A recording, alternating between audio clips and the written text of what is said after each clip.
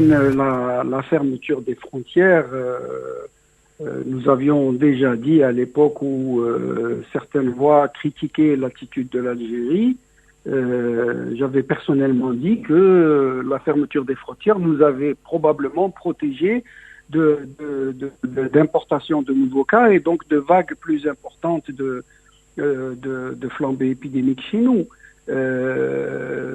Maintenant, avec l'apparition des mutants, en particulier du mutant britannique et du mutant sud-africain, qui, semble-t-il, ont des capacités à se transmettre beaucoup plus importantes que la souche d'origine, il devient impérieux de protéger autant que faire se peut et le plus longtemps possible notre pays de l'introduction de l'un ou de ces deux mutants chez nous. Et nous avons vu des pays qui avaient ouvert leurs frontières en été dernier, et en particulier je pense à nos voisins immédiats de l'Est et de l'Ouest, où il y avait eu après cela des flambées épidémiques que l'Algérie n'a pas connues.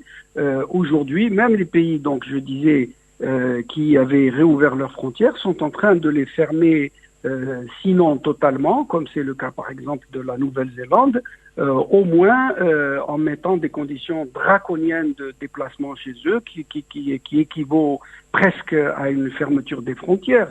Vous ne pouvez pas aller si vous n'avez pas une raison impérieuse, et la raison impérieuse est décidée par le pays d'accueil, et vous ne pouvez pas y aller si vous n'avez pas une PCR négative datant de moins de 72 heures, et si vous n'acceptez pas d'être confiné pendant 2 semaines, voire même 3 semaines dans certaines situations. Donc tout ça, ça équivaut littéralement à une fermeture des frontières. Donc je pense que cette fermeture est devenue maintenant un instrument, un outil dans la panoplie, dans la boîte à outils de la lutte contre la pandémie.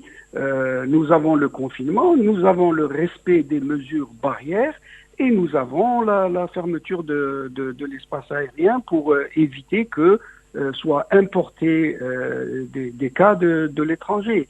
Ça fait partie des outils de lutte contre la pandémie. Voilà.